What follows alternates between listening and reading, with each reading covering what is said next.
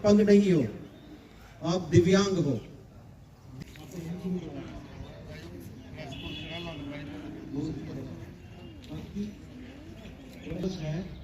जो 3 दिसंबर है ये हक और हुकूक है, उसके बारे में आपको अवगत कराना कि आपके क्या क्या अधिकार इस्तेमाल कर सकते हो, यही आज के दिन का मकसद है। तो मैं ज्यादा ना बोलते हुए थैंक यू।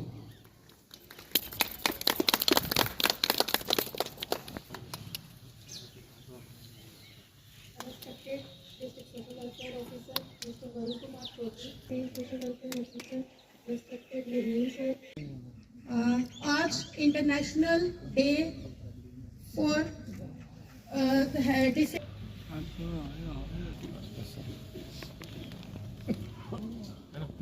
इनको दो यार बच्चों आगे भी आ रही ना पीछे। ठीक है चलो आपको दे दूं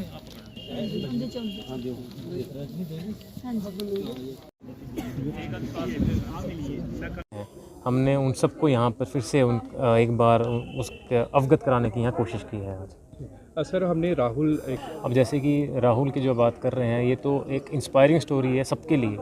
कैसे इंस्पायरिंग है कि वो अपने घर से निकला और वो जम्मू तक गया, जम्मू के ब्लाइंड होम में रहा है जो कि गवर्नमेंट रन है, वहाँ रहा है, वहाँ उसने ब्रेल सीखी है।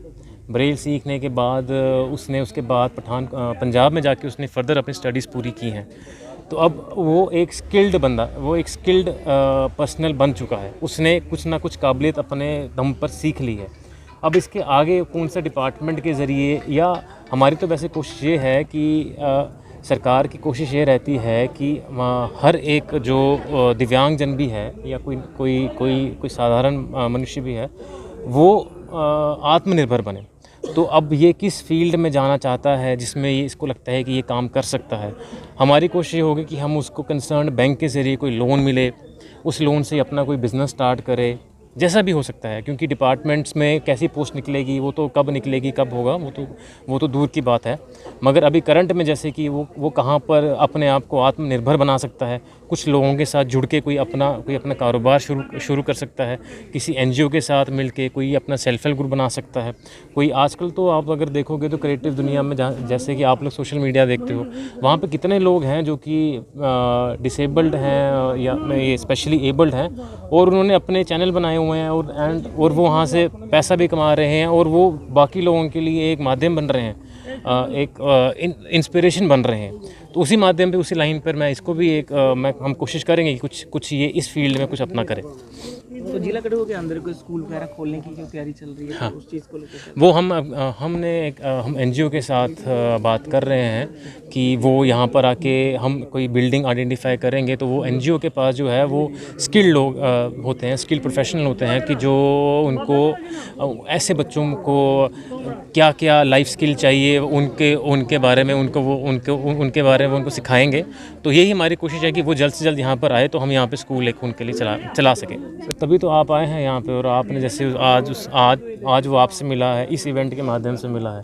अब आप ही के माध्यम से ये बात जो है बाहर तक जाएगी, बाकी लोगों को पता चलेगा। यू आर द मीन्स, आपके ज़रिए ही बाकी कठुआ के लोगों को पता चलेगा कि कैसे हम भी अपने बच्चे को, क्योंकि इसमें जो मेन रोल है वो उनके पेरेंट्स का रहता है। क्योंकि क्या होता है कि यहाँ पर जैसे मैं कभी किसी से बात भी करता हूँ, तो वो पेरेंट्स कई बार विलिंग नहीं होते हैं, वो घबराते हैं कि हम बच्चे को बाहर कहाँ भेजेंगे।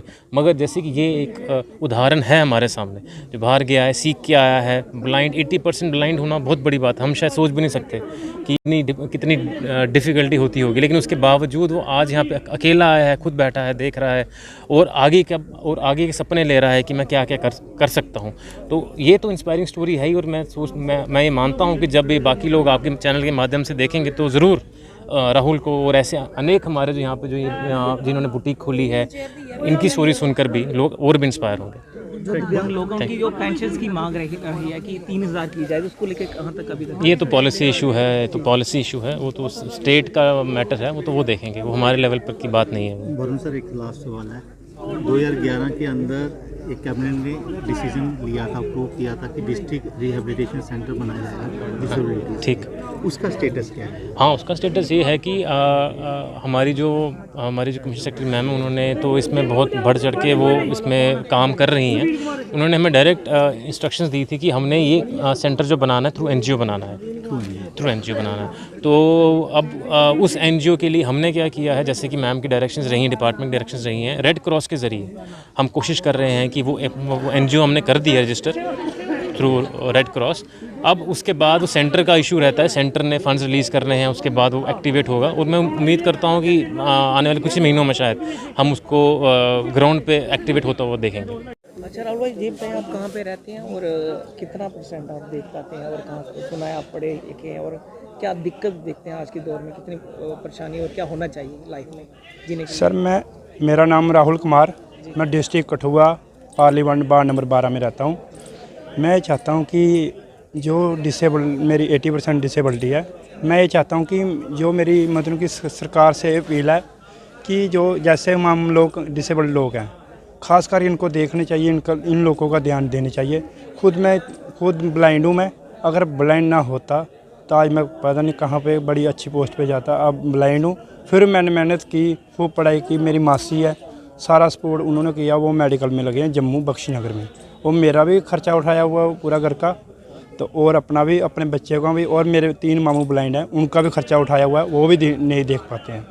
तो मैं सरकार से ही चाहता हूँ कि उनको तो चलो उनकी तो उम्र हो गई, तो मैं चाहता हूँ कि मेरी तो सरकार को मेरी जॉब लगनी चाहिए, सरकारी नहीं तो प्राइवेट लगनी चाहिए। प्राइवेट तो क्यों लगनी है, फिर भी कहीं मैं चाहता हूँ कि डीसी साहब और सोशल वेलफेयर डिपार्टमेंट से चाहता हूँ कि मेरी सरकारी जॉब कहीं तो कहीं एडजस्ट किया जाए, या 4th क्लास कहीं भी तो कहीं भी लगा दें, तो कि अपने माँ बाप को मैं खाना खिला सकूँ और मैं अपने पाँव पे हैंडल हो जाऊँ, तो मुझे हौसला मिल जाए, इतनी पढ़ाई करने का कोई बेनिफिट मिल जाए। तो और मुझे कोई सपोर्ट नहीं दी घर वालों ने है ही गरीब थे, कहाँ से करनी थी, ना रिश्तेदारों ने, सिर्फ मेरी मासी ने की। और मुझे क्या कहते हैं, ना कुछ मतलब गवर्नमेंट ने मेरे बारे में सोचा, आने वाले में जो अभी आई हुई है इन्होंने भी नहीं सोचा, जो पहले थी उन्होंने भी नहीं सोचा, ना सरपंच ध्यान देते हैं, ना पंच, कोई नहीं ध्यान देता हमारी तरफ। तो अभी कितनी उम्र है आपकी? सर मेरी 25 साल उम्र हो गई है। देखो कहते हैं कि 18 साल के बाद जॉब लग जाती है, मेरी 25 साल हो गई है, फिर भी हमें सब्सक्राइबर लेने पड़ते हैं। जो सब्सक्राइबर होते हैं, जो हेल्पर होते हैं, जैसे मेरा पेपर होता है और 12th क्लास का पेपर होगा तो 11th क्लास का लड़का लेने पड़ेगा। आजकल कोई मानता ही नहीं है, स्कूल में तरले मानने पड़ते हैं, भैया पेपर दे दो। पहले मान जाएंगे, कई बार नहीं मानते हैं, फिर भी वो मान जाते हैं, एट टाइम में मुकर जाते हैं अगर देते हैं पेपर, तो उनको बहुत मुश्किल से मनाना पड़ता है। आजकल कोई मानता नहीं है। मैं इस सरकार से ही चाहता हूँ कि मेरी ऐसे ही कहीं तो कहीं एडजस्ट किया जाए। डीसी साहब और MLA साहब से भी अपील करता हूँ, भारत भूषण से मैं ये कहता हूँ कि उन्होंने उनको वोट दिए हुए हैं, तो उनसे भी ये अपील करता हूँ कि कहीं तो कहीं मुझे एडजस्ट कर दो। बहुत मेरे लिए बहुत मुश्किल है जॉब लेना। आजकल तो बहुत ज़्यादा कंपटीशन है। मेरी 4th क्लास में जॉब लगी थी, तब भी डीसी साहब ने मुझे पॉइंट लेटर नहीं दिया, कहते आपका मेरिट नहीं बना तो आपको नहीं हम पॉइंट लेटर दे सकते। तो राहुल जी, क्या देखते हैं कि सरकार की तमाम स्कीमें चलती हैं, सर, बड़े कार्यक्रम किए जाते हैं, 1000 रुपया सिर्फ पेंशन मिलती है, तो घर चलाना और आगे बढ़ना कितना मुश्किल होता है? सर बहुत मुश्किल है। 1000 रुपये की बात है, आप कहते हो 1000 रुपया वो भी नहीं मिलता, अभी दे रहे हैं।